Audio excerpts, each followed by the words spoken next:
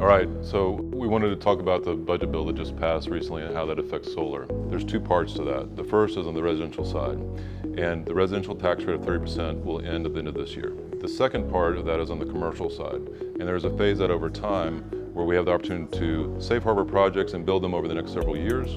The concept here for us is the timelines have shifted, but the opportunity has not changed. We have rising utility rates, we have power outages that are on the rise as well too. And so even if we lose the tax credit on the front end of that, the return on investment window may not change dramatically when we start to count for the increase in utility rates that our customers are facing. Solar is the quickest way to get a great return on investment, stabilize the grid, stabilize your financials, and continue to make the right choices for yourself, your home, your business, and for the environment. We're coming up on our 20th year. We've gotten through many similar events in the past.